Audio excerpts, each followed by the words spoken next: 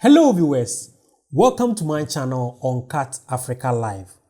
You know, former African Union diplomat Arikana Chihombori-Quao says Africans are rejecting exploitation by Western powers.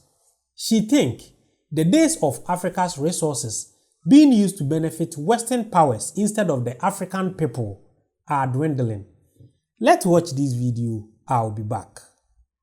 What you are seeing is an African electorate that is now awoken, that is informed. They understand the real issues. In the past, Africans have been misinformed, misled, and given false information and being thrown a shiny object and being told only the African heads of states are the problem.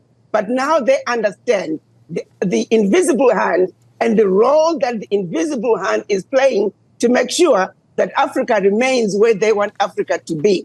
The African heads of states, particularly those heads of states of the former French colonies, majority of them were just puppets put in place to continue the same French legacy, which basically boxed them in, where it said you have no control of your military, you have no control of your natural resources, you have no control of your finances, and if you continue from those three areas, you are free to rule your country any which way you want. What power does that president have?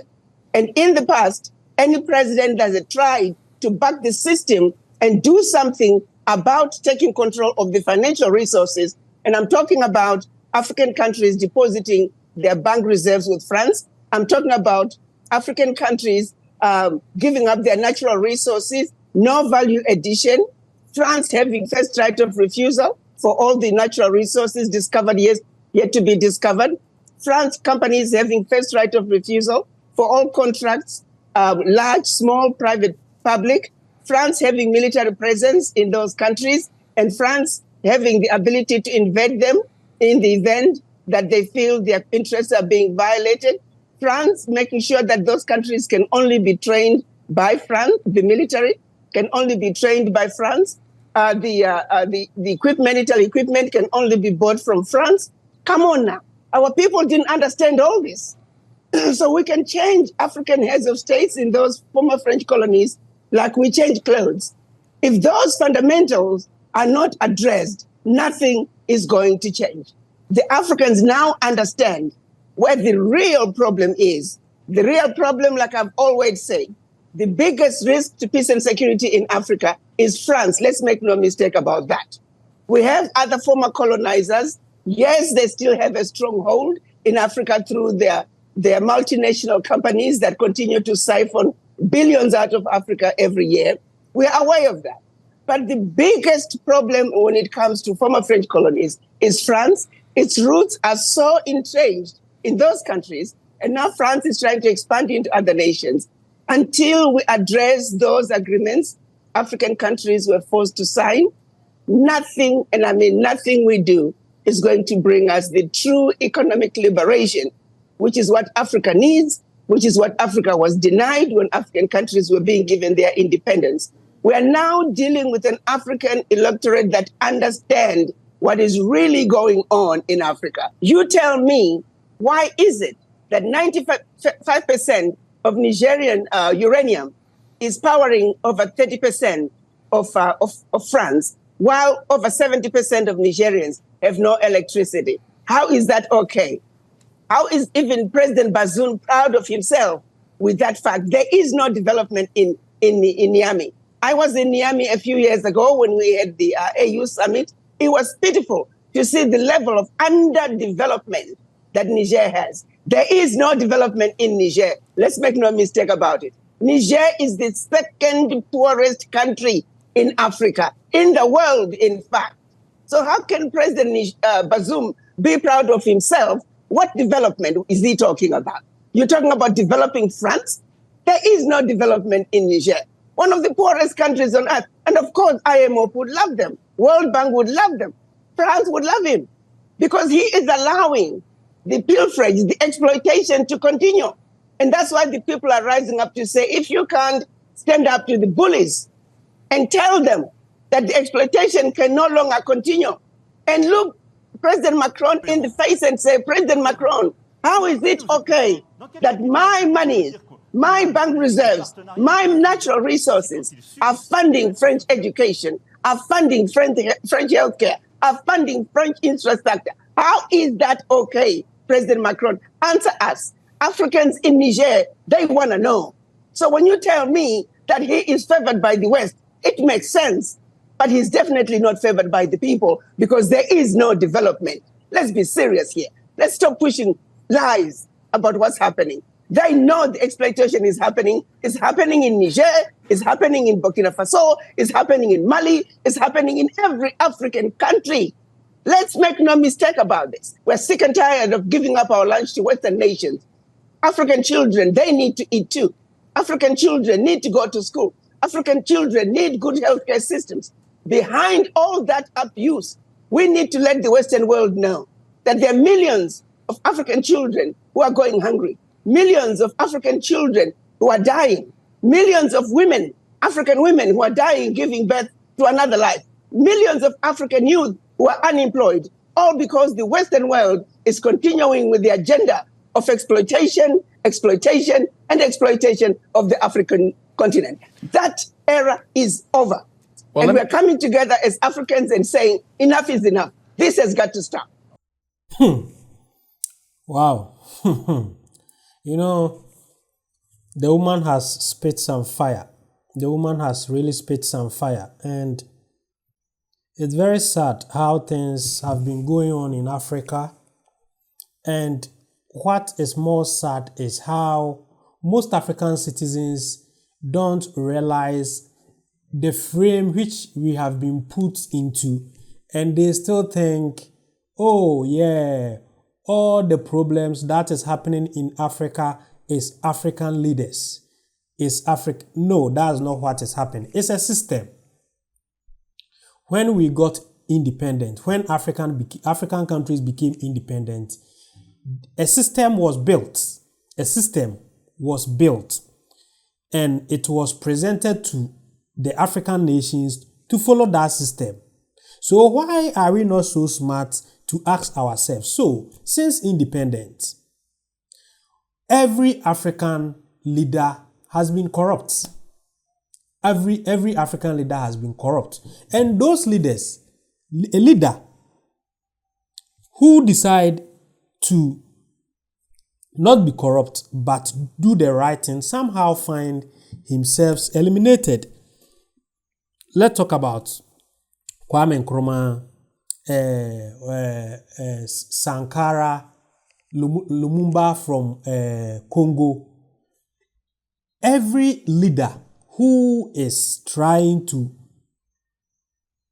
put proper policies to help its country are somehow tagged a dictator or this and that, and they somehow eliminate him. A few years ago, we can witness Gaddafi. It happens because they will, if they are not getting their way out, they will put this tag on you that he's a dictator, he's mistreating his people, he's anti-human rights, and at the end of the day, they find a way and they eliminate you. And more Africans are also buying into this concept of thinking some leaders are dictators, some leaders are this, some leaders, yes, some of this. And you know, the whole thing is, it's not about, the funny thing is, those who has been placed as puppets in most of the African leaders, most of the African countries, are not called dictators. Some of them even change their constitution to suit them, to rule more, and most of these Western countries will be supporting them. They won't call it dictators. But those who will say, okay, let me put policy, I'm not going to follow the Western democracy, I'm going to also do my own way, like how, let me use perfect example, how the Rwanda president is doing. He has been in power for, I think, 24 years or so. And he's doing his own thing, although people are tagging him as a dictator. But somehow along the line, he's really putting effort to develop Rwanda. So let's put him aside. Let's use Thomas Sankara. Thomas Sankara was putting policies that will help his own country to benefit, his own citizens to benefit, and he was somehow eliminated. And still, some Africans think it's all these problems are caused by their leaders. No, it is a system that has been placed. So no matter who will come to power, won't succeed. No matter whoever comes to power won't succeed. That is the whole agenda. That has been the frame which they have put us into. And now look at it. Now most of Africans are running away from their own continent. That is the plan. They are going to let you run away from your own continent and go to Europe, go and work for them. And one day will come. They will say there are too much immigrants or too much migrants in this country, and we are going to send them back to their country, and you are going to come back to Africa, and that is where you realize you messed up. That is where you realize that you never put up any tangible investment or put up anything in your country, because at the end of the day, you think your country is not worth it. You never developed, you never put up any investment in your country, and you come and you realize that you have nothing in your country. And one thing that is also happening you don't know. Let me use Accra as an example. Now Accra is being invested by foreigners. It's being invested by these Western countries, and a certain time will come, a Ghanaian cannot even afford to live in Accra. That is the whole plan. I have seen there is a trend going on where everybody is running away from Ghana, and these youth are putting up huge amount of money, paying for connection men so that they can send them to Europe to go and work, so that when they go is this money work and they are going to do. So most of the African youth are now running away to Europe, and a day will come. They will say there are too much migrants in this country, and they are going to send you back in Africa. When there is problem in Europe, you are not going to see them running away to Africa to come in. They will sit there and develop. So the African youth, it's about time we become very smart. If we think the government is not doing right, if you think the government in power is not doing right, hey, let's find our way. If the youths are the majority of African population, the youths are the majority. Let's find a way to make our government accountable for whatever they do. Let's find a way to push them to do the right thing. Whatever this woman said is perfectly said. But Africans, our problems are not solely lie on our leaders. It is a system that was built to keep us poor. We have to be very smart and understand that only Africans can solve Africa problems. Let's not run away.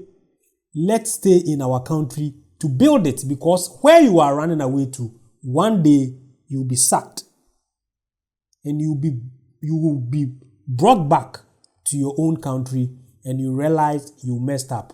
Please don't forget to subscribe to my channel and turn on the notification button so that anytime I upload any great content, you will be notified. Thanks for watching.